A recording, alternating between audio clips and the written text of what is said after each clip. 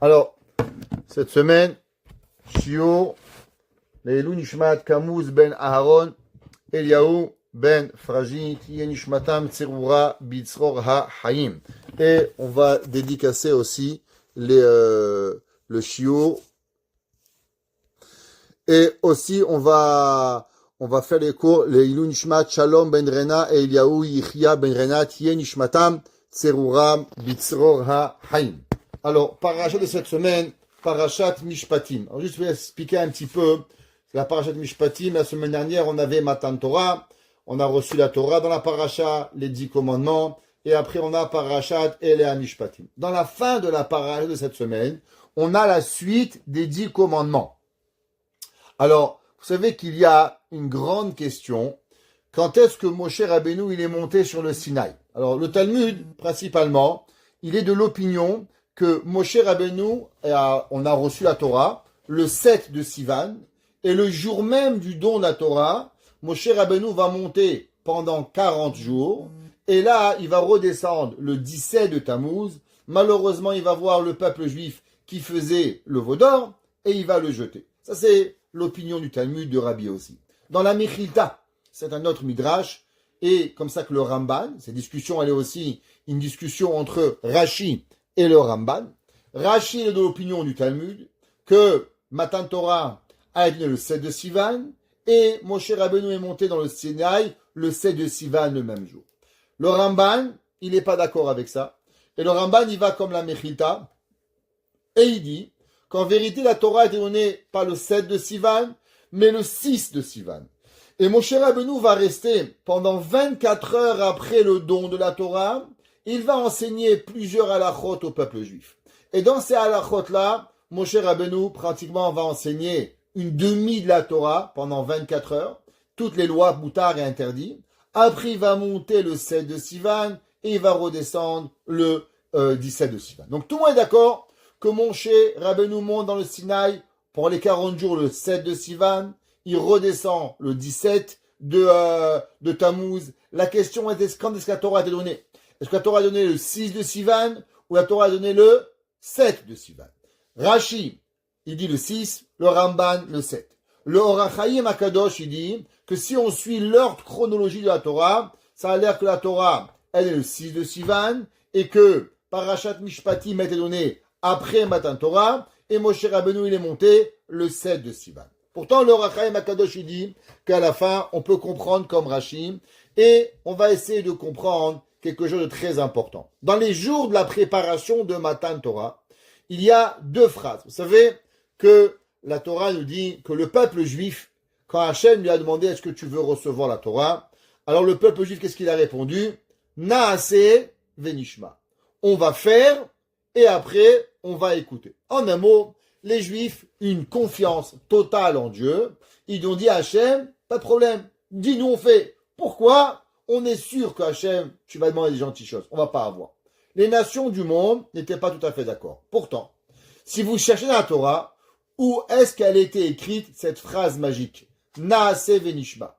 Moi, j'aurais pensé que cette phrase est tellement magique que c'est marqué qu'au moment où Dieu, il a entendu la phrase magique Naaseh venishma, il a demandé aux anges, qui c'est qui a donné cette phrase magique au Béné Israël? La phrase Naaseh venishma, c'est seulement les malach et Asharesh et Mishtam Shimba. C'est seulement les anges du ciel qui ont l'habitude de dire Naaseh venishma. Dans Parashat Yitro, vous ne trouverez pas Naaseh venishma. La seule chose que vous allez voir, c'est que le peuple juif, il dit Naaseh. Il dit Akadosh Baruch Hu, Naaseh, on va faire. Dans Parashat Mishpatim, c'est là que l'on voit que Akadosh Baruch Hu, il va dire au peuple juif, vous la Torah, et là on va répondre Naaseh venishma. Alors d'abord, venez si on va de comprendre pourquoi dans Parashat Yitro, on dit que le Naaseh, sans Nishma. Et c'est seulement dans Parashat Mishpatim que l'on va venir et on va dire Naaseh venishma pour pouvoir le faire. Alors, dans la Parashat de cette semaine, vous savez qu'il y a beaucoup de choses qu'on ne savait pas. Exemple, vous savez que dans la Parashat avant de recevoir la Torah, alors on a fait une alliance avec Dieu. Cette alliance avec Dieu, elle n'était pas juste comme ça, on prend la Torah. On a amené des korbanot, des sacrifices, on a envoyé une partie du sang on a aspergé sur le peuple juif. Une autre partie, on l'a donnée sur le Misbéach pour pouvoir y arriver.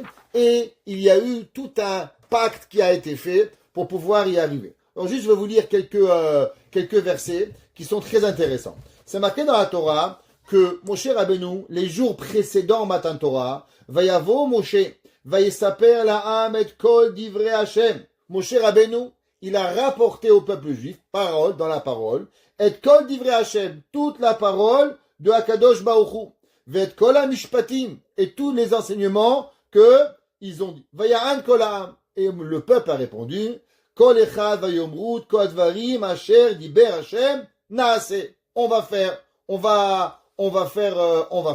C'est marqué par la suite que Moshe Rabbeinu va yirtov Moshe. Moshe Rabbeinu, il va écrire et kol divrei Hashem va yikra beoznei ha'am. Là, Moshe Rabbeinu, il vient de parler au peuple juif. Il va écrire ce que Dieu vient de lui dire. Et là, il va le lire de ce qui est écrit. Vayomru kol asher diber Hashem naase venishma. La question, elle est pourquoi au départ, le peuple juif, il entend Moshe, il dit naase, on fait. Quand Moshe Rabbeinu, il écrit la Torah, il écrit certaines mitzvot, Rashi dit qu'est-ce qu'il a écrit? Il dit qu'il a écrit les 7 mitzvot de Noach et les mitzvot qu'on a reçus à Mara, Shabbat, Kibud Avaim et Para Aduma. Il les a écrits, il les a lus au peuple juif, et c'est après que Moshe Rabbeinu, il a écrit ces mitzvot, dit Rashi, que le peuple juif a dit Naase venishma. La question, quelle différence ça fait si Moshe Rabbeinu il le dit, ou Moshe Rabbeinu il écrit, et de l'écriture, Moshe Rabbeinu il dit, et on dit Naase venishma.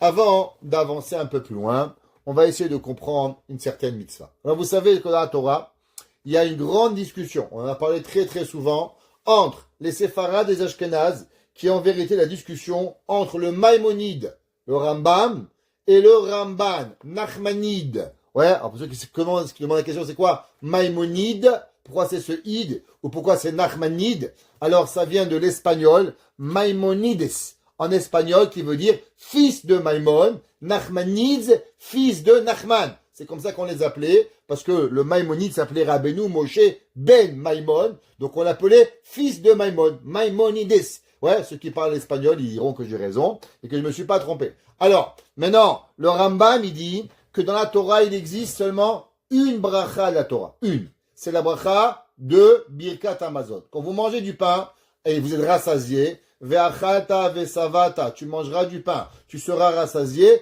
ou berachta, et tu feras Birkat Hamazon. D'après le Maïmonide, la seule et unique mitzvah de la Torah, c'est la bracha de Birkat Hamazon. D'après le Ramban, et les Ashkenazim suivent l'opinion du Ramban, il y a une deuxième mitzvah de la Torah, c'est la mitzvah de la bracha de la Torah. Ça veut dire quoi? Chaque matin, vous savez, vous devez lire les Birkot HaShachar, Modéani, Netilat Yadayim, Hashayatsa, ouais, Anasabim Achimela, Elokan Neshama, toutes les brachot, et à la fin, vous finissez avec les brachot de la Torah pour pouvoir y arriver. Maintenant, vous savez que d'après tout le monde,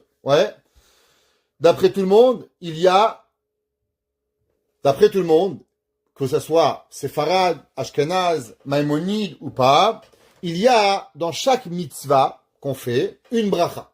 Exemple, une personne, elle va faire le lulav. Quelle bracha elle dit? Asher kideshanu tzivanu anetilat lulav. On va prendre les téphilines, les aniach téphilines.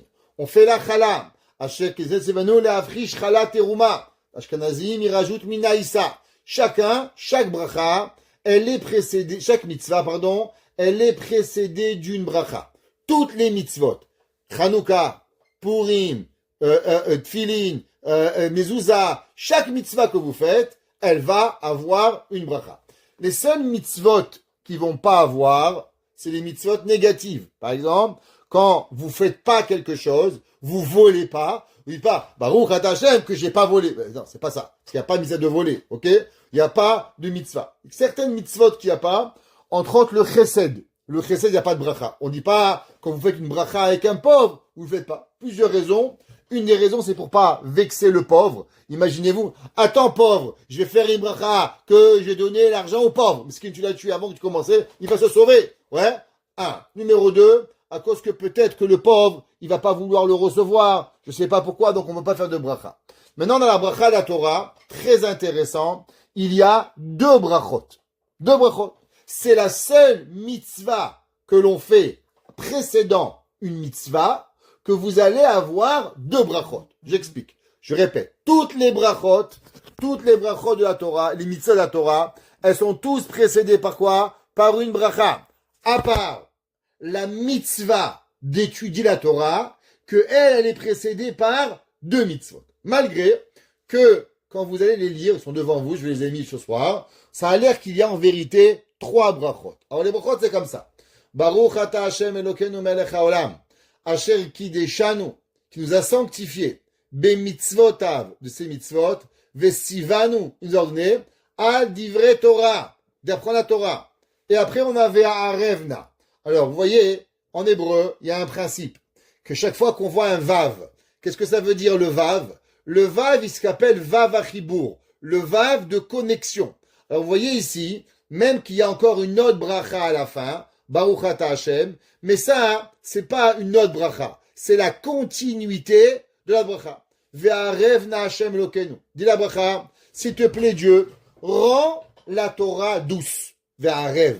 Et rends-la nous douce. Et divrei Toratecha. Les paroles de Torah. Befinu. En un mot, il y a des gens, ils étudient la Torah, on dirait qu'ils mangent du savon, qu'ils mangent du piquant. La Torah, elle dit non, s'il te plaît, tous les matins, on demande à Dieu. S'il te plaît, Hachem, rends la Torah douce, comme du miel dans ma bouche. Ou befiot amecha bet Israël. Et que dans les bouches de tout ton peuple juif. Veni anachnu. Et que nous sommes nous. Vetseetzaenu. Et notre descendance. Vetseetzaenu. La descendance, notre descendance.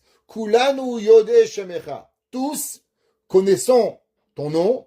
Velomde toratecha. Et que nous apprenons la Torah, ta Torah, l'ishma, pas pour être rabbin, pas pour s'enorgueiller, seulement pour faire plaisir à Dieu. Baruch ata Hashem, Amel Amed Torah le Amo Israël, Dieu, source de bénédiction, qui apprend la Torah au peuple juif. Première bracha, elle finit ici. Donc ça, c'est la première bracha. Je vais juste raconter une petite histoire ici. Vous savez qu'il y avait un rabbi, il s'appelait, on a déjà mentionné une fois, il y avait le rabbi Raphaël Baruch Toledano. Et un jour, vous savez que c'est un grand rabbin, Dayan Sefarad, au Maroc, à Meknes. Il a eu le mérite d'avoir des enfants, des petits-enfants, des arrière-petits-enfants, tous dans la Torah. Et un jour, on lui a demandé par quel mérite. Et il dit, parce que quand je priais ici, Vetseetzaenu, Vetseetzaenu, alors je pleurais chaque jour. Et je demandais, Dieu, mes enfants, mes petits-enfants, mes arrière-petits-enfants. Et je répétais, mes enfants, mes petits-enfants, mes arrière-petits-enfants. Et je versais une larme. Du fait que j'ai versé une larme à demander à Dieu qui tue la Torah, c'est pour ça qu'ils sont restés dans le chemin de la Torah. Deuxième bracha, Baruch ata Hashem, toi Kadosh Baruch Hu, qui est source de bracha, Elokeinu melech haolam, qui est notre Dieu et qui nous dirige, roi du monde, Asher bachar banu, qui nous a choisi, chaque mot est important, Asher bachar banu mikol ha'amim, qui nous a choisi de toutes les nations, Venat ananu et Torato, et qui donne sa Torah, Baruch ata Hashem, noten a Torah, Hashem soit béni, qui nous a donné la Torah. Alors, dans Veli, c'est brachot, plusieurs questions. Première question, pourquoi deux brachot? Toutes les mitzvot n'ont qu'une bracha. Tfilin, mezouza, Shabbat. Quand vous allumez le Shabbat, qu'est-ce que vous faites? Une bracha. Pessah, une bracha. Toujours une. Matin, étude la Torah, deux brachot. Pourquoi deux brachot? Ça va? Les rabbins n'avaient rien à faire. Ils nous rajoutaient une bracha en plus. Numéro 1. Numéro 2, vous savez, la Torah, elle ment pas. Mais quand la Torah, elle a l'air de dire des choses qu'on ne comprend pas, on doit se poser des questions. Une des grandes questions, vous savez, si vous voulez vexer quelqu'un, vous dites, allô, ça va? Tu veux venir Shabbat à la maison? Tu sais, j'ai appelé tout le monde. Personne voulait venir. Tu veux venir? Le mec, il dit, proche une poubelle, moi. Personne veut de moi. Personne veut de toi. Est-ce que tu veux croire que maintenant, je vais venir? À l'inverse. Qu'est-ce que vous faites? Quand quelqu'un vous l'appelle, allô? Bonjour, mercredi. Est-ce que tu veux venir Shabbat à la maison? On a envie d'avoir des invités. Toi, tu es la première personne qu'on appelle. Je suis très touché. Merci beaucoup. Ouais. ou bien quand la veille du mariage, 2 heures avant le mariage, j'espère te voir ce soir au mariage, t'as pas mon invitation. Je dis, merci beaucoup, tu m'as pas invité, pourquoi tu veux que je vienne? Ok, vous n'allez pas venir. Alors le problème, c'est la Torah, c'est un petit problème. C'est marqué dans la Torah, Hachem Hofia Me'ar Paran. Le Midrash, il dit que Dieu, avant de donner la Torah au peuple juif, qu'est-ce qu'il est parti? Il est parti voir toutes les nations du monde.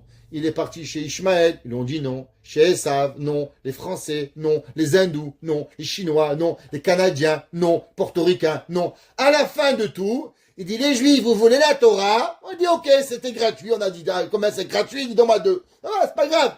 Mais non, on accepte, on est gentil. Mais tu peux pas dire, Asher Bachar Banu, qui m'a choisi. Tu m'avais choisi, tu serais venu chez moi le premier. Tu aurais commencé par moi. La Torah dit que Dieu l'a commencé par les autres nations du monde. Alors qu'est-ce que ça veut dire? Asher Bachar Banu, que Dieu nous a choisis. Mais Dieu nous a pas choisis. D'abord, il est parti au monde entier pour pouvoir donner la Torah. Et seulement après, qu'il a demandé la Torah au peuple juif. Maintenant, pour comprendre cela, vous savez, c'est marqué dans le Midrash. Le Midrash dit comme ça. Amar Ish Lakish, a Torah Shenitna, la Torah qui a été donnée au peuple juif, Orera Shel Esh Levana, Veketuva Be'esh Shechora. Alors vous savez que la Torah, elle a été donnée du blanc sur du noir.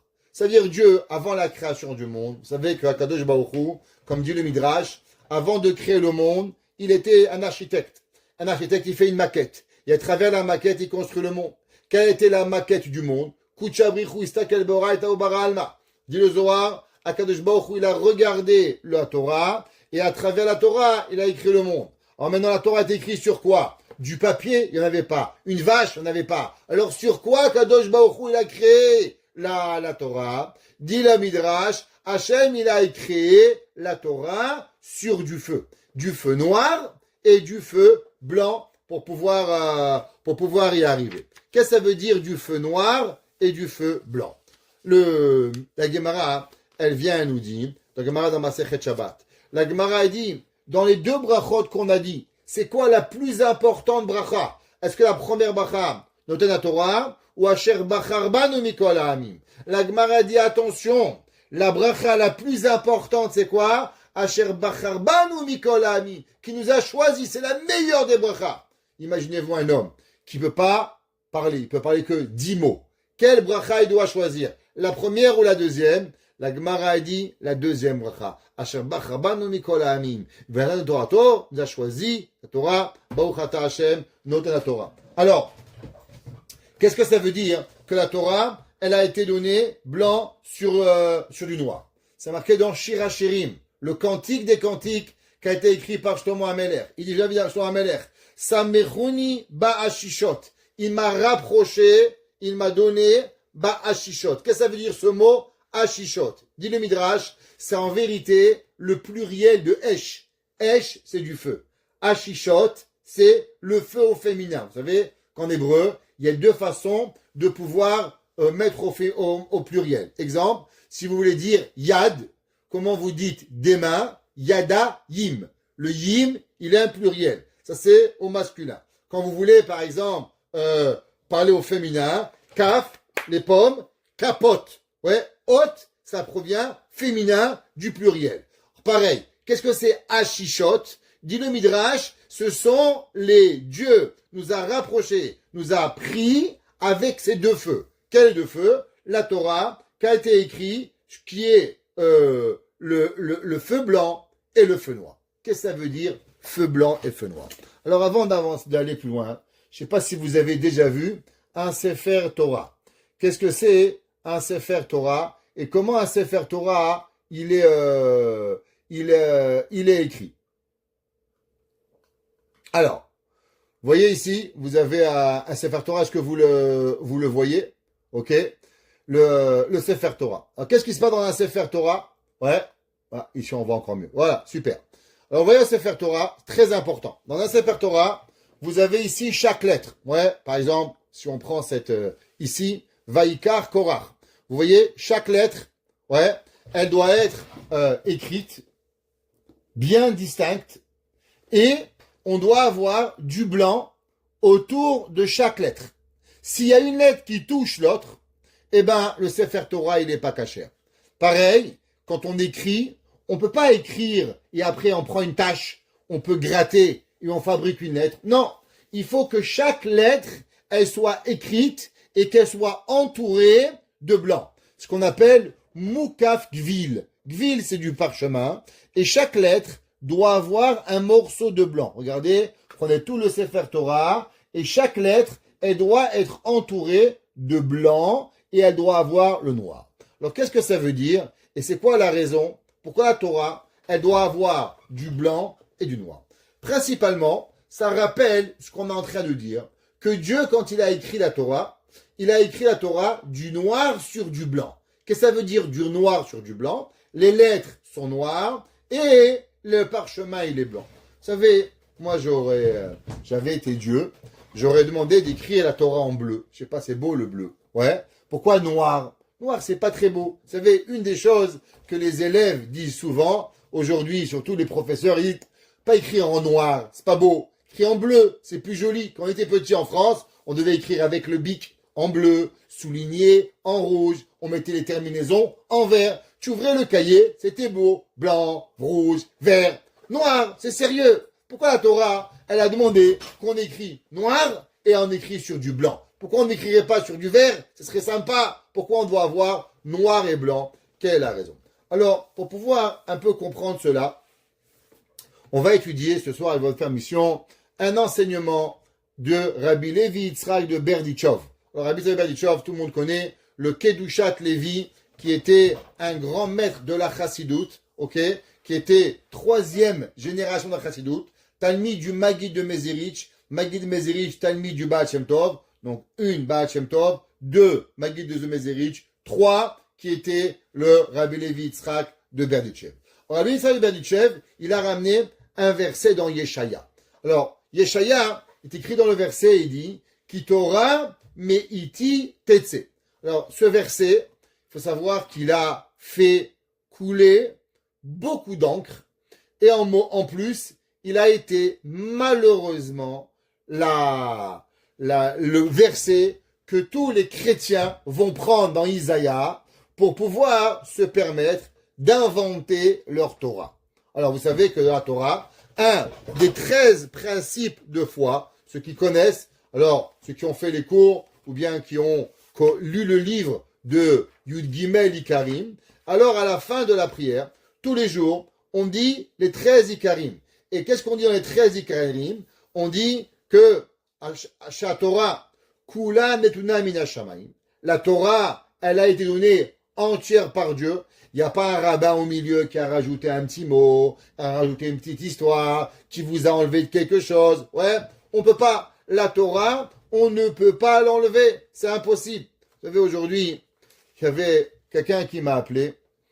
Ça fait des mois qu'il m'appelle. En fait, il me saoule un petit peu. Il s'est marié avec une Goya. Bon, qu'est-ce que je peux faire? Je suis pas son père, je suis pas sa mère, je suis pas son frère, je suis pas son bon Dieu. Je peux rien faire. Non, il a eu une fille avec lui. Maintenant, il essaye de convertir sa fille sans que sa femme veut se convertir. Non, c'est pas possible. On peut pas convertir son enfant. Si ça, la mère, elle n'est pas juive, la fille, elle va aller à la maison, elle va avoir le papa Noël et le papa Hanouka. Elle va devenir folle. Un côté juif, un côté goy, ça marche pas. On peut pas la convertir. Il essaye par tous les moyens du monde d'essayer de trouver quelqu'un religieux, parce que ses parents sont religieux, et il essaye par tous les moyens de quelqu'un qui va vouloir lui convertir sa fille. En un mot, il essaye d'aller contre l'humanité pour régler son problème. Mais ça marche pas. La Torah, c'est la Torah. On peut pas la changer. En un mot, j'ai un problème, on change la Torah. Le sabbat de Novardok, ouais, un jour il a dit, vous savez, pourquoi quand on fait une horloge, on la fait au plus haut de la ville? Pourquoi on l'a fait? Parce qu'à l'époque, pas tout le monde avait une montre. Imaginez-vous que l'horloge elle était en bas. Un, il est en retard pour rentrer à la maison. Il va arranger, il va mettre l'horloge 5 minutes avant. L'autre, il est pressé 5 minutes après. Et à la fin, on va plus avoir d'heure. Alors où on met l'horloge? On met l'horloge très haut. Comme ça, personne ne peut la toucher. Qui c'est qui peut? Le gars avec une échelle, il faut qu'il monte 3000 escaliers. Ça va, t'as plus envie. Le temps que tu arrives en haut, tu es épuisé. Il dit le sabbat de Novardok. Ouais, c'est pour ça que l'horloge, elle est placée très haut, pour que personne n'y peut la toucher. Pareil la Torah. La Torah, on ne peut pas toucher la Torah. Elle n'est pas à nous. Ah, une petite blague parce que vous êtes endormis. Il y avait un jour un homme, il monte dans le ciel. Et là-bas, il voit plein d'horloges. Alors il dit, c'est quoi toutes ces horloges? Il dit, regarde, ici c'est comme ça. Quand tu fais une mitzvah, on enlève 5 minutes. Quand tu fais un péché, on rajoute 5 minutes. Pourquoi? 5 minutes de moins de vie, 5 minutes de plus de vie. Alors on arrive. Il dit, waouh. Il dit, lui, il a reçu moins 2 heures. Baruch Hashem, il va vivre 2 heures de plus. Il dit, lui, il fait plus 2 heures malheureusement. Et il dit, dis-moi, elle est où la montre du pape? Il dit, lui, le bon Dieu, il s'en sert comme ventilateur. Alors, la Torah, elle n'est pas changeable. La Torah, on peut rien faire avec. La Torah, elle continue, elle dit, Velo tishtane beshum zeman chas veshalom. La Torah, elle va jamais changer. Il n'y a pas de Nouveau Testament, il n'y a pas rien. Ce que la Torah, elle est. Ce que Moshe Rabbeinu l'a dit, on fait. Ce que nous, on a fait, on fait. Vous savez, il y avait un jour, le Rabbi Hanan Wasserman. Rabbi Hanan Wasserman, il est venu en Amérique en 1929. Ouais, ça fait longtemps. Et il avait la yeshiva de Baranovitch, sa première visite qu'il est venu. Et quand il est venu en Amérique, il est parti voir le Chafetz Chaim avant de partir. Et il lui a dit, Rabbi, comment je peux expliquer à un nouveau monde, le monde d'Amérique, d'aller aider une yeshiva en Lituanie? Comment? Qu'est-ce que je vais faire? Comment expliquer à des gens qui doivent aider financièrement une yeshiva à 10 000 kilomètres de chez eux? Qu'est-ce que j'ai une yeshiva? Le Chafetz Chaim, il lui a dit, tu sais, on vit dans un monde où dans le monde, tout change. Les habits changent, les cultures changent, les repas changent, la cuisine change, les maisons changent, le transport change, tout change. Depuis des milliers d'années, le monde, il a changé. Tout le monde, la façon de s'habiller, la façon d'être, la façon de parler, tout a changé. Prenez la langue. Même les linguistiques français ont beaucoup de mal à comprendre Rachi. Pourtant, Rachi l'a écrit en français, mais c'est du vieux français. Prenez l'anglais de Shakespeare, c'est pas le même langue qu'on arrive. On peut pas comprendre. Chaque chose, elle va changer. Et dit pourtant, il y a une chose qui n'a jamais changé. La Torah. Tu t'imagines que la même Torah que Moshe Rabbeinu a appris au Sinaï il y a 3500 ans, c'est la même Torah que tu apprends aujourd'hui. Ce que Moshe Rabbeinu il fait, tu fais. Je te pose la question, qu'est-ce que Moshe Rabbeinu il faisait quand il se levait le matin? Je sais pas. Il dit, moi je sais. Il se lavait les mains, il faisait Modéani, comme toi. Et il dit, Moshe Rabbeinu, qu'est-ce qu'il faisait avant de dormir? Il faisait Kiryat Shema, comme toi. C'est pas compliqué. Et qu'est-ce que Moshe Rabbeinu il faisait tous les vendredis soirs? Kiddush, comme toi. Le fait que tu as quelque chose qui s'appelle une Torah, qui est gardée et préservée, ça fait 3500 ans, sans jamais changer. J'ai des livres ici, de millénaires de rabbins qui ont écrit, il y a plus de 2000 ans, 1000 ans, 500 ans. Tout le monde parle la même chose. Pessah, Shabbat, Hanouka, Purim, ça change rien. Pour ça, ça suffit qu'on doit téléter yeshiva. Comme c'est qu'a dit le Chafetz Chaim. Et Rabbi Chaim Wasserman a dit ce Dvar Torah, ce message à la ville de Chicago, où il a été même repris par le journal de Chicago à l'époque, où ils ont écrit, aidons un homme qui a perpétué une Torah millénaire. Comme ça qu'ils ont écrit le journal Goy de Chicago. Alors, maintenant, la Torah, le verset est écrit dans Yeshaya, et il dit, Ki Torah me'iditetse. Qu'est-ce que ça veut dire? De moi, il y aura une Torah. Il dit le Midrash, Amar Kadosh Baruchu, Torah Chadasha me'iditetse. De moi, il y aura une nouvelle Torah. Chidush Torah me'iditetse. Vous savez ça, comme je vous ai dit, malheureusement, ça a été la porte au christianisme. Qui dit, tu vois, que le verset dans Isaïa, il a dit qu'il y aura une nouvelle Torah. Quelle est la Torah? La Torah, c'est Dieu préserve le Nouveau Testament. Rahmana Itzlan. Alors comment c'est possible? Comment le verset, il peut dire qu'il y aura une nouvelle Torah? Mais la Torah, elle ne peut pas être changée. La Torah, c'est la même. Alors qu'est-ce que ça veut dire que la Torah, il y aura une nouvelle Torah? Alors, vous savez, on a déjà expliqué un principe kabbalistique que je vais répéter. Il y a ce qu'on appelle la lumière intérieure, il y a ce qu'on appelle la lumière extérieure. Ce qu'on appelle en langage kabbalistique, or makif et or penimi. Ça veut dire, il y a des choses, la lumière qui est à l'intérieur de vous, et il y a une lumière qui est à l'extérieur de vous. Exemple, Prenons un sujet. Il y a certains sujets que vous ne maîtrisez pas vraiment. La Torah, elle vous parle de l'importance du Shabbat. Qu'est-ce que ça veut dire? Qu'est-ce que ça veut dire de les tefilines?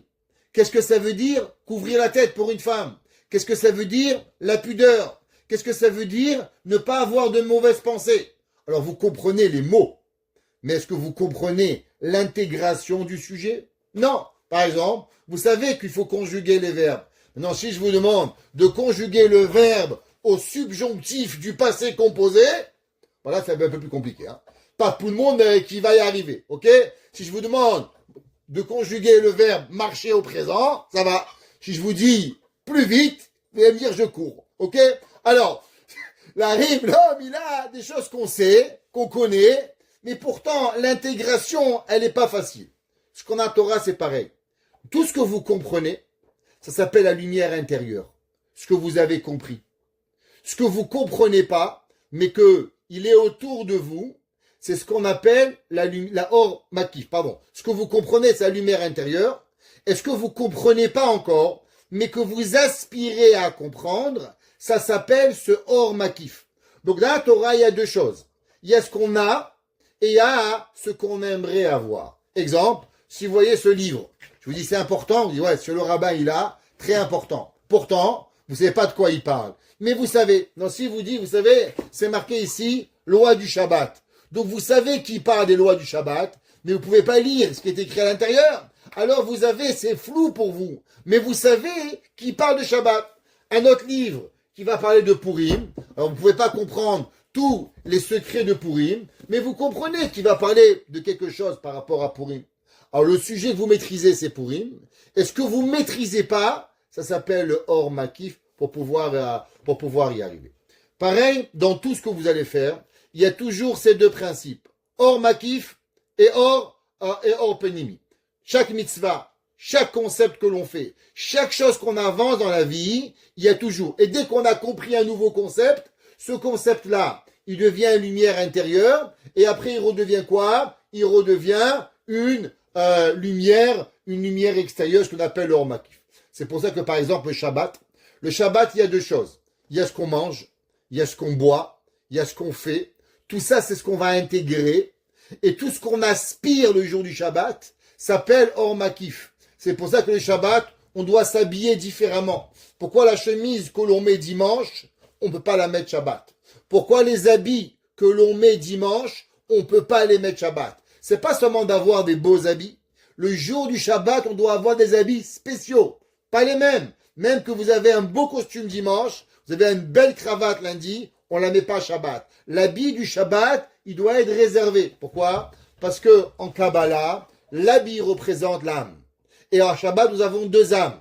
L'âme que nous vivons avec, l'âme intérieure, et l'âme qui nous entoure, qui s'appelle le Or Makif. Pourquoi le talit du Shabbat est différent que le talit de la semaine? À cause que le Shabbat, on est entouré différemment. Pourquoi dans certaines communautés, les hommes mettent un manteau, un habit, tout le Shabbat. Quand ils sortent, même en été, ils mettent un manteau. Pourquoi? Par rapport à ce Or Makif. Pourquoi il y a des femmes que même si la semaine, elles se couvrent la tête avec une perruque, le soir, vendredi soir, elles rajoutent un foulard. Pourquoi? Pour concrétiser le concept de quoi? De Or Makif. Ça veut dire que Shabbat, on est entouré d'une lumière beaucoup plus profonde que la semaine. Il y a ce qu'on intègre et il y a ce qu'on veut pour pouvoir y arriver. Maintenant, vous vous rappelez, dans la Torah, qu'est-ce qu'elle est? La Torah, elle a aussi ces deux choses. Qu'est-ce que c'est la Torah? La Torah, si vous regardez ici, elle a une lettre, et autour d'une lettre, elle a quoi? Elle a du blanc. Et s'il manque un peu de blanc, par exemple, si vous avez écrit une lettre ici, le Sefer Torah, il n'est pas cachère. Pourquoi? À cause, par exemple, si j'ai mis une lettre ici, là, c'est pas cachère. Pourquoi? À cause qu'elle n'a pas entouré de blanc. Il faut que je mette une lettre qui est ici, voilà, et elle doit, vous voyez ici, elle n'est pas entourée de blanc. C'est pas cachère. Il faut qu'elle soit ici, entourée entièrement pour pouvoir y arriver. Et qu'elle doit avoir du blanc qui va l'entourer de tous les côtés. Alors, qu'est-ce que c'est cela? Qu'une lettre dans la Torah doit être blanche et elle doit être noire. Alors on va essayer d'expliquer ça kabbalistiquement parlant. Vous savez que qu'est-ce que c'est la Torah? La Torah, c'est la pensée de Dieu. Maintenant, Dieu est infini. Alors, puisque Dieu est infini, la pensée de Dieu est infinie. Maintenant, vous savez que la chose la plus difficile, c'est quoi?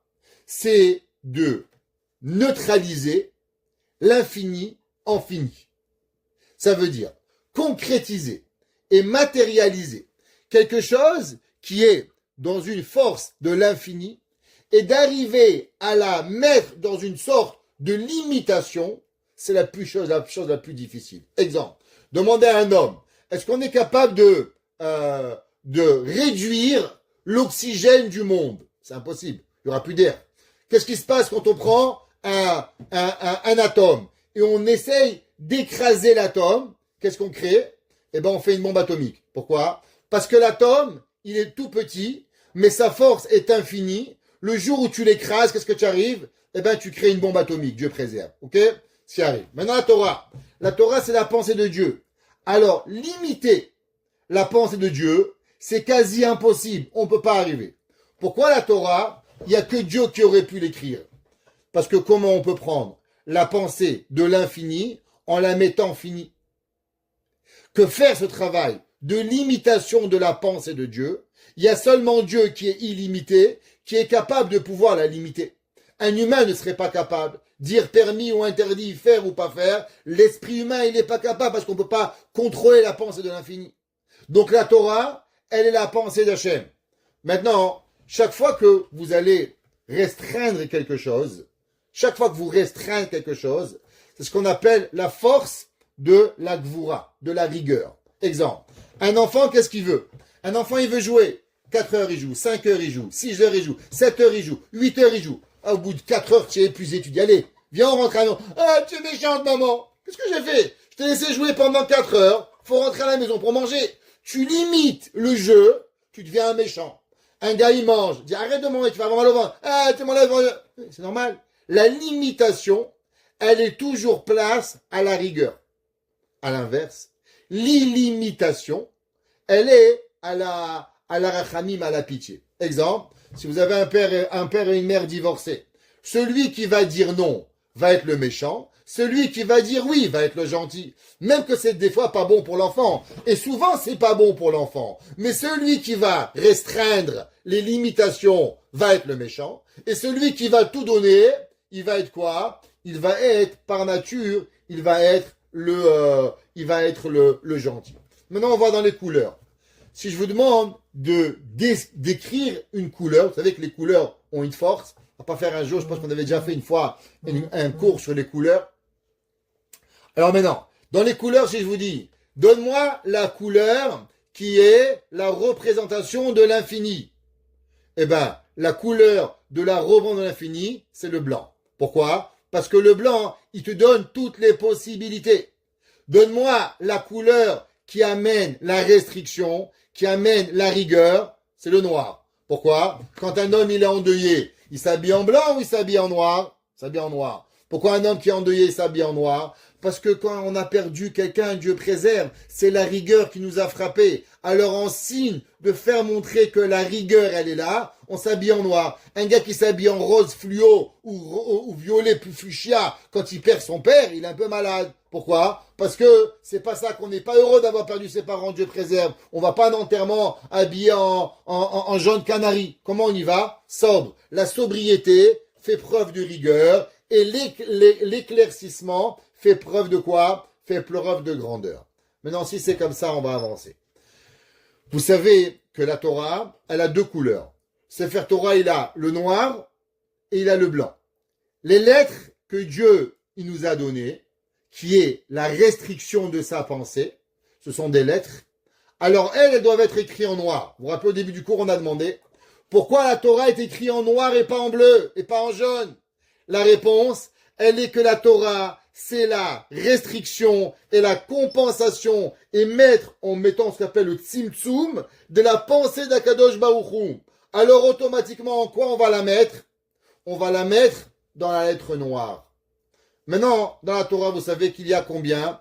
Il y a 600 000 lettres. Pourquoi il y a 600 000 lettres? par rapport aux 600 000 âmes juives. Ouais, comme c'est marqué. Que veut dire le mot Israël? Le mot Israël et les rachetevot, les acronymes, Yesh, Shishim, Ribo, Otiot, la Torah. Il y a 600 000 lettres à la Torah. Israël, notre nom, représente les acronymes des 600 000 lettres de la Torah. Pourquoi? Chaque âme juive, d'où elle vient prendre sa force? Elle vient prendre sa force d'une lettre de la Torah. Rachel, Shimon, Lévi, Dévorah, Yitzhak. Ouais, chacun de nous, il vient et il prend une force de la lettre de la Torah. Ça, c'est ce qu'on appelle les lettres d'Akadosh Baruch Hu. Maintenant, vous savez, comme on a dit, il y a le blanc. Le blanc, il n'est pas rien. Ouais, le blanc, il a aussi des halachot de blanc. S'il manque du blanc, alors le blanc, il n'est pas cachère. Ah, qu'est-ce qui nous apprend le blanc? Pire que ça. La Gemara dans Moed Katan, notre ami Yaakov, il vient, je pense qu'il a fini Moed Katan. Ouais, page 26. La Gemara dit comme ça. Amar Rabbi Chelbo. Il dit Rabbi Chelbo, Amar Ravuna. Il dit Ravuna. Vous savez que de la même façon qu'il y a des lois, quand Dieu préserve, un homme, il perd son père, il perd sa mère, Dieu préserve, il y a un mort dans sa famille. Il y a aussi des lois par rapport si un Sefer Torah il brûle, si un Sefer Torah se déchire, on doit jeûner, on doit déchirer ses habits. De la même façon qu'on déchire un habit sur la mort d'un proche, pareil, quelqu'un qui voit un Sefer Torah brûler, pareil, un homme qui voit un Sefer Torah se faire déchirer, il doit déchirer ses habits. Dit la Gemara dans Masechet Moed Katan. Amar Ravuna, Amar Rabbi Chelbo. Il a dit Ravuna, il a dit Rabbi Chelbo. Aroé Sefer Torah shenikra. Celui qui voit un Sefer Torah qui se fait déchirer, Chayav shtekriot. Il doit déchirer son habit. Pas une fois, mais 2 fois. La Gemara a dit pourquoi? Echad al agvil, ve'echad al aktav. Un par rapport au blanc du Sefer Torah et un par rapport à la lettre du Sefer Torah. Et la question qu'on devrait se demander, qu'est-ce que ça veut dire qu'on doit déchirer par rapport au blanc? Qu'est-ce que ça veut dire ce blanc pour pouvoir y arriver? Explique le Kedushat Lévi. Tout ça, c'est le Kedushat Lévi, Rabbi Levitra de Belichov, qui explique et qui dit. Dieu, il a donné 2 Torahs. La première Torah que Dieu a donnée, c'est la Torah que l'on connaît. La Torah que l'on a vue. Akadosh Baruch Hu, aujourd'hui, vous pouvez la Torah, Bereshit bara Elokim, parachat de cette semaine, Elea Mishpatim, c'est écrit, c'est Betzimtzum. Mais il y a encore une autre Torah. C'est quoi la Torah? La Torah qui est encore en blanc. La Torah qui est encore en blanc, cette Torah, elle est pas encore dévoilée. Va venir un jour, un moment, où Dieu va donner la Torah en blanc et va donner au peuple juif. Elle est déjà là. Elle n'est pas, c'est pas une nouvelle Torah. La seule différence, c'est qu'aujourd'hui, on la voit pas. Exemple. Vous savez, il y a, dans la prière, il y a une partie très intéressante dans les Shemona Esrei, qui est la bracha de Ala Tzadikim ve Ala Chasidim. Alors, vous savez, on prie tous les jours. Bien sûr que les mécréants y partent, mais aussi on prie que les gens bien restent vivants. Et dans cette prière, on dit comme ça. Ala Tzadikim, sur les justes. Ala Chasidim, sur les gens qui sont de bonnes personnes, qui font plus les pieux. Al She'irit Amecha Bet Israël, sur le reste de ton peuple Israël. Al Ziknehem, sur ses vieux. Ve'al Peletat Bet Sofrehem, et ceux qui restent des scribes. Ve'al Gerei HaTzedek. Quelque chose incroyable. Dans la prière, vous savez pour qui on prie? On prie pour les convertis. Et la question, tous les commentateurs demandent, quel est le rapport entre les tzadikim et les convertis? J'ai rien contre les convertis, ceux qui me connaissent, mais quand on les met juxtaposés, faut comprendre, on n'a pas dit Réhouven, les juifs, on a parlé des saints, on a parlé des pieux, on a parlé des vieux, ça veut dire de nos sages, on a parlé de nos scribes, et de quoi on parle? Des convertis. Quel est le rapport avec les convertis et les sages? Cette question elle a été rapportée par Rabbi Nachman de Breslev. Alors, on va d'abord amener l'explication de Rabbi Nachman, et après on va aller encore plus profondément. Vous savez qu'un converti, ou une convertie, qui se convertit au peuple juif, il reçoit une âme juive. Maintenant, la question, elle est, qu'est-ce que ça veut dire reçoit une âme juive? Chez nous, pour avoir une âme, c'est quoi une âme? Une âme, elle vient chez Dieu, et maintenant, quand elle vient chez Dieu une âme, alors elle ne peut pas descendre tout seul. Comment on arrive à faire descendre une âme? On peut faire descendre une âme que d'une seule façon. Une seule, je répète, une seule et unique façon. Une âme peut descendre sur terre. Dieu, je vais dire un gros mot, mais c'est vrai, Dieu a décidé, depuis la création du monde, qu'il ne ferait pas descendre sur terre une âme, à part la première âme, Adam Arishon, que lui-même il a mis. Depuis, toutes les âmes qui vont devoir descendre, descendent qu'à travers un homme et une femme. Un papa et une maman. Deux papas font pas des âmes, deux mamans font pas des âmes. Ouais, Moshe Rabbeinu, c'est marqué à la Torah, Vaikar ish mi bet Lévi, et un homme de Lévi, Vaikar et bat Lévi, il a pris une femme et ils ont eu un enfant. Pourquoi la Torah nous dit qu'un homme est parti avec une femme et ils ont eu Moshe? C'est marqué parce que Moshe Rabbeinu était tellement grand qu'on aurait pu penser que peut-être Dieu, comme c'est passé avec la Vierge Marie, il s'est mêlé. La Torah te dit non, il n'y a pas de bon Dieu dans l'histoire. Il y a un papa, il y a une maman, il y a un bébé. C'est comme ça que ça marche. Il n'y a pas autrement. Alors si c'est comme ça, d'où proviennent les âmes des convertis? Comment Dieu il prend l'âme d'un converti et il a mis quoi? C'est une blague? C'est un jeu? Qu'est-ce que ça veut dire? Comment ça marche? D'où elle provient cette âme? D'où cette âme elle a été créée? Comment on arrive? On prend une âme, on change, on est quoi? On joue au casino ici? C'est pas une blague. Une âme qui appartient à Dieu. La réponse, elle est, vous savez, que dans le peuple juif, il y a quelque chose qui est de la plus grande des saintetés qui existe. C'est sûrement la chose la plus saine qui existe. Ce qu'ils appellent la relation homme-femme. Chez les chrétiens, la relation homme-femme est interdite. C'est pour ça que les papes, ils se marient pas. Ok? Chez nous, les juifs, non seulement le mariage est permis, mais en plus, la relation homme-femme est la chose la plus saine qui existe. Pourquoi? Parce que l'homme, il a une créature, et l'homme devient créateur au moment d'une intimité avec sa femme. À ce moment-là, il passe de créature à créateur, qui est la chose la plus importante que Dieu peut donner. Dieu ne donne à l'homme que dans la relation homme-femme la possibilité de passer de créature à créateur. Maintenant, à chaque fois qu'un homme y va avec sa femme, il faut savoir qu'il y a une création qui est faite. Ça n'existe pas. Madame, elle est enceinte, madame, elle a 50 ans, madame, elle a 70 ans, madame, elle a 100 ans. Cette âme, elle est créée. Quand Mashiach viendra, chaque relation qui a fait descendre une âme, cette âme, elle va revenir. Et c'est pour ça que la préparation de la pensée, comment on fait, qu'est-ce qu'on fait, la sainteté doit être à chaque moment parce qu'elle amène cette âme. Maintenant, quand un tzaddik, il va avec son épouse et il fait la mitzvah, il fait descendre une âme. Cette âme, elle a une âme, mais elle n'a pas de corps. À qui on donne cette âme? Eh bien, ce sont les convertis qui prennent ces âmes.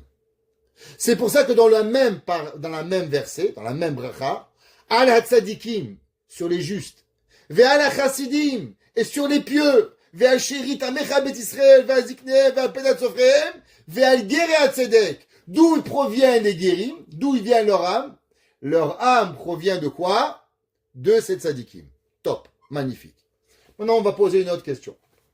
C'est bien d'être converti, mais s'il y a 600 000 lettres dans la Torah, et il y a 600 000 juifs, alors ils sont où les convertis? Il y a des millions de convertis. D'où les convertis viennent chercher leur force. Pourquoi? Parce qu'on a dit qu'il y a 600 000 lettres qui sont la matrice des 600 000 âmes juives. Alors de où proviennent les âmes des convertis? Explique le Kedushat Lévi. La même façon que dans le Sefer Torah, il y a deux choses. Il y a le blanc, il y a le noir. Le noir, c'est quoi? Le noir, c'est la partie restrictive, qui sont les lettres. Il y a la partie lumineuse, qui est quoi? Qui est la partie blanche, qui entoure le Sefer Torah. Cette partie blanche, elle est encore existante. Et cette partie blanche, elle a quelque chose à nous apprendre. C'est pour ça que d'où provient toute la Torah que les Chachamim, ils nous donnent à travers les millénaires. la Torah que les Chachamim nous donnent à travers les millénaires, d'où ils vont la chercher? Ils vont la chercher du blanc. D'où les convertis vont chercher leur âme, de la même façon que les Juifs, ils prennent l'âme du noir, les convertis prennent l'âme du blanc. Parce que l'arme, il y a une Torah du noir et il y a une Torah du blanc. Qu'est-ce que Akadosh Baruch Hu, il dit, le Kushat Lévi? Quand Mashiach va venir, il va venir une nouvelle Torah. Quelle nouvelle Torah? Qu'est-ce que ça veut dire? Non. De la même façon que la Torah noire t'apprend quelque chose, pareil, le blanc du Sefer Torah t'apprend quelque chose aussi. Il y a une âme à l'intérieur. Il faut aller chercher cette force. D'où est-ce qu'on le connaît? Tous les commentateurs et les commentaires qui ont été donnés par les Chachamim à travers les millénaires. Qu'est-ce qu'ils sont? D'où ils vont venir? Ils vont venir et ils vont rentrer ils viennent du blanc. Laissez-moi vous raconter ce qui est écrit dans le Ben Ishraï. Vous savez que dans la Torah, au moment où Moshe Rabbeinu a donné la Torah, il y avait deux Torahs. Torah écrite, Torah orale. Alors, la Torah écrite, Bereshit, on finit la Torah, les 5 livres. Tout le reste, le Talmud, les Midrash, tout ce que vous voyez ici, tous ces livres ici, ouais, c'était par cœur. On n'avait pas le droit d'étudier la Torah orale et l'écrire. On devait l'apprendre par cœur. Jusqu'à le 2e siècle, ouais, jusqu'en l'an 150, au 2e siècle de notre ère, il y avait un maître qui s'appelait Rabbi Yehuda Hanassi. Rabbi Yehuda Hanassi, il a vu que la Torah, elle s'oubliait. Alors, il a commencé à écrire la Torah orale. Et il a écrit ce qu'on appelle un Mishnah. C'est resté comme ça pendant encore 300 ans. On continuait à plus ou moins écrire un petit peu, mais beaucoup par cœur. Au 5e siècle, il y avait Ravina et Ravaché. Ravina et Ravaché, eux vont voir que le monde va s'oublier et ils vont écrire la Torah. Pourquoi? Parce que les gens ont oublié. À cause que malheureusement, on est soucieux de l'exil, comment on mange, comment on boit. On n'a pas la tête, on s'éloigne de Dieu. Alors on a permis d'écrire la Torah. Mais quand Mashiach va venir, quel est une des travaux principaux de Mashiach? Dit la Torah, ou mala haaretz dea. Vous savez, qu'est-ce que Dieu va faire quand Mashiach il va venir?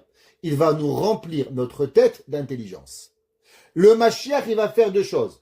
Enlever la haine du monde, que les gens vont arrêter de se tuer, tu sais pas pourquoi. Le mec, il est parti à Venezuela prendre le président qui t'en a aspiré pour aller récupérer Cuba. C'est ça que tu veux faire? Tu tues des gens de faim pour avoir Cuba. Razak Baruch, Monsieur Trump. T'as rien gagné dans ta vie? Ouais, c'est quoi? C'est pas intéressant. La Torah, le Mashiach, des deux choses. 1, enlever des guerres. 2, rendre tout le monde intelligent.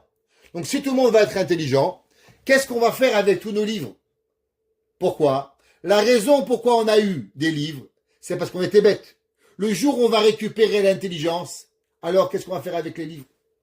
Cette question a été demandée par Rav Elchanan Wasserman, a demandé la question au Rav de Brisk, Rav Chaim de Brisk. Il lui a dit, Rav, quand Mashiach va venir, qu'est-ce que je vais faire avec tous mes livres de Torah? Le Rav de Brisk lui a dit, fais un grand trou et tu vas tout enterrer.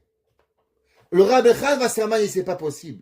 Des livres que j'ai étudiés pendant des années, je vais devoir les enterrer? Ça n'a aucun sens. Alors, il est parti voir Rav Chaim Ozer Grozinski, qui a donné une autre explication, qui est rapportée dans le Ben Ishraï. Il dit, tu sais, les livres de Torah, c'est des mots. Chaque livre de Torah, elle a de la Torah. Quand Mashiach va venir, toutes les lettres des livres vont s'enlever et vont trouver un Sefer Torah et elles vont rentrer dans le Sefer Torah.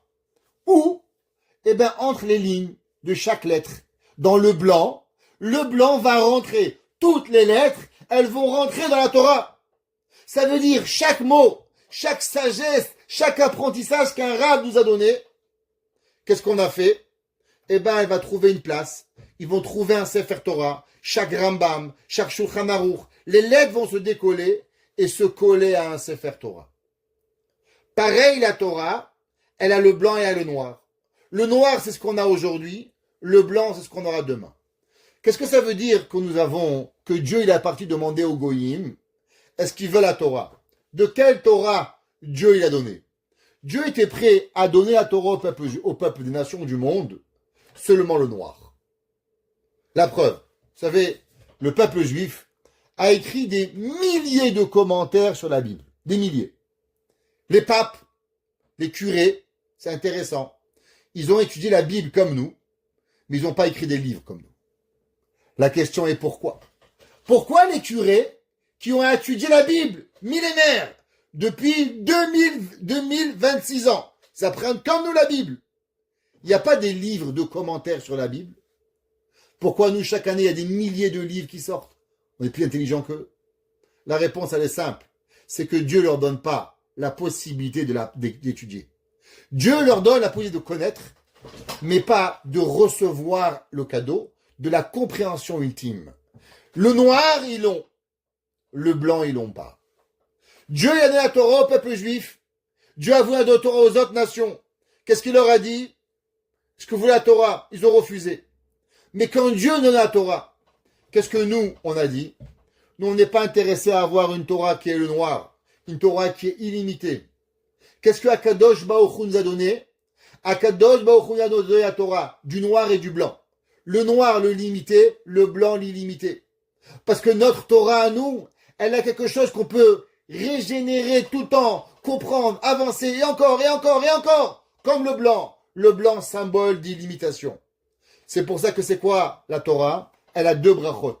C'est quoi les deux brachot? D'abord la bracha par rapport à la première partie, qui est quoi? La partie limitée, le noir. Mais il y a une deuxième bracha. Asher Bachar Banu, qui nous a choisi, qui nous a donné la Torah, qui est quoi? Dans l'illimitation, qui est quelque chose qui est beaucoup plus grand. C'est pour ça qu'au début, quand Moshe Rabbeinu il a parlé, qu'est-ce qu'on lui a dit? Naaseh, on va faire. Parce que la parole de Dieu, elle, quand Moshe il a parlé, il nous a répété seulement des mots. Fais A, fais B, fais C. Ça c'est quoi? Ça c'est le noir. La limitation on fait. Quand Moshe Rabbeinu il a écrit les mitzvot, il y avait du noir et du blanc. Donc il y avait la partie limitée et la partie illimitée. Qu'est-ce qu'on a dit à Moshe Rabbeinu? Naaseh venishma. On va faire et on va comprendre. Parce que la Torah elle a une autre dimension, qui est le cadeau qu'Akadosh Baruch Hu nous donne, qui est la partie que l'homme, il peut aller chercher quelque chose qui s'appelle le Or Makif, qui est ce qu'on va aller chercher à l'extérieur. La Torah, elle vous parle. La Torah, elle me parle. La Torah, elle nous parle. La Torah, elle a à nous dire. Pourquoi la Torah, elle a toujours été passée par les livres et le rabbin? La Torah avec un rabbin, elle est inévitable. La Torah ne peut pas être apprise d'un livre. L'homme, il peut avoir la plus grande bibliothèque au monde, mais l'homme, il aura besoin d'un maître. Un homme sans maître, il n'est pas un homme. Pourquoi? Pas un homme érudit. Pourquoi aujourd'hui il y a des gens qui poussent comme des champignons? C'est un grand sadique, il n'a pas de maître. Je vous garantis, tout celui qui n'a pas un maître, il n'est pas un rabbin. La première question qu'il faut demander à un rabbin, c'est qui ton maître? S'il vous dit j'ai pas de maître, changez de rabbin. Obligatoire. Quelqu'un qui a un rabbin, écoutez-le. Pourquoi? Parce qu'il apprend. Quelle est la raison? Parce que le maître, c'est celui qui va nous apprendre le noir et le blanc. Et je vais vous expliquer. Un jour, il y avait un rave.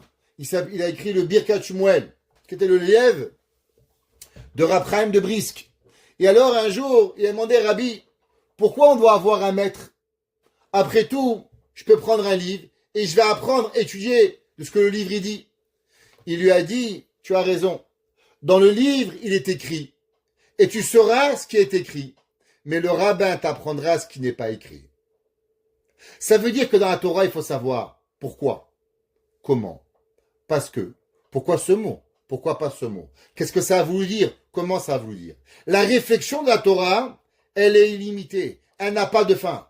Même si la Torah, elle a été limitée dans le noir, mais le blanc, il a resté encore dans l'illimitation. Et c'est ça que Akadosh Baruch Hu a donné au peuple juif. Asher Bachar Banu Mikol Ha'amim, qui nous a choisi de quoi? Pas seulement de nous limiter avec fais pas, comprends pas, mais avoir une compréhension de quelque chose, d'une profondeur à l'infini. Et c'est ça, Parashat Mishpatim. Parashat Mishpatim, on a fais pas les mitzvot, on a droit, on n'a pas le droit. L'homme, il pourrait regarder la Torah comme un code de la vie, comme un code civil. La Torah, à la fin de Mishpatim, m'a dit, mais t'as rien compris. Tu penses que la Torah, c'est le code civil? Est-ce que c'est permis de brûler le feu rouge ou pas brûler le feu rouge? La Torah, elle a une dimension totale. Un homme, il veut comprendre comment elle marche l'âme dans la vie. Prenez le Orach Chaim Akadosh. Dans Parashat Mishpatim, il vous dévoile ce que ça veut dire la résurrection des morts et qu'est-ce que ça veut dire l'âme du monde. Quel est le rapport avec Mishpatim, avec un Eved Ivri, un esclave? Tu n'as pas compris ce que c'est la Torah. La Torah, quand elle pas d'esclave, elle pas dans notre monde. La Torah, elle a une illimitation. Et elle se trouve où? Elle se trouve de Shechora à Nivenava. La Torah est dans le noir, elle est bas à Shishot. Elle est dans le noir et elle est le blanc. Et Asher Bacharbanu Mikol Ha'amim, qu'Hachem nous a choisi. On a cette force de pouvoir tout comprendre. Et c'est pour ça qu'on a cette double brachot. Parce qu'on demande à Kadosh Baruch Hu en vérité deux choses. Chaque mitzvah, on veut bien la faire. Le lulav, les tfinin, le talit, c'est fait, c'est fait. Mais la Torah, elle a deux choses. Il y a la Torah que vous voyez, et la Torah que vous devez découvrir. La première bracha, c'est d'abord étudier ce qui est écrit. Et la deuxième bracha, c'est de demander à Kadosh Baruch Hu, qui nous donne la force d'aller trouver notre propre secret dans la Torah. De comprendre la Torah à une profondeur que je vais arriver à comprendre ce qui n'est pas écrit. Le rabbin, il vous dit pas seulement ce qui est écrit, le rabbin vous dit aussi ce qui n'est pas écrit. Et ça, c'est la raison pourquoi la Torah est tellement grande. Pourquoi la Kadosh Baruch Hu, il a écrit la Torah Shechora al-Gabe Levana. La raison pourquoi il y a deux brachot. Pourquoi Kadosh Baruch Hu Asher Bachar Banu, c'est vrai. Dieu nous a choisi. Choisi en quoi? De ne pas nous donner seulement une Torah noire, une Torah limitée, mais une Torah illimitée. Pourquoi on fait deux brachot? Pourquoi on a dit d'abord Naaseh et après Naaseh Venishma? Quand on a vu que la Torah elle a deux principes, alors on a voulu approfondir. Et c'est pour ça que le peuple juif a pu écrire des milliards de livres à travers le temps, parce qu'on a compris que dans la Torah, en vérité, même cette grandeur extraordinaire qui est encore limitée, mais il y a ce pouvoir de l'illimitation à pouvoir rentrer dans la pensée d'Akadosh Baruch Hu. Et ça, on le découvre comment? À travers élève à maître. Que le maître explique à l'élève et que l'élève renforce le maître et alors automatiquement ensemble, ils arrivent à Samechuni Ba'ashishot. Alors on se rapproche avec ce feu, Esh Shechora ve'Esh Levana, le feu noir et le feu blanc, pour arriver véritablement à découvrir cette belle Torah, ce cadeau si magnifique, si prestigieux que nous avons et que Dieu nous a donné avec son amour, Asher Bachar Banu, qui nous a choisi, Natan Lanu, qui nous a donné. Alors s'il te plaît, Akadosh Baruch Hu, fais que cette Torah, elle soit douce dans notre bouche. Fais que cette Torah, jamais on est là de l'amertume. Fais que cette Torah, on a envie, en se réveillant le matin, de l'apprendre. En se reposant en après-midi, en se couchant le soir, et qu'elle ne nous quitte jamais. Ni chez nous, ni à nos enfants, ni à nos petits-enfants, ni à nos arrière-petits-enfants, et que Mashiach il arrive, ou Malach Haaretz De'am, et que le monde se remplit de sagesse, comme dit le Rambam, pour que chacun de nous puisse comprendre les plus grands secrets de la Torah, Bimera, Biyamenu. Amen.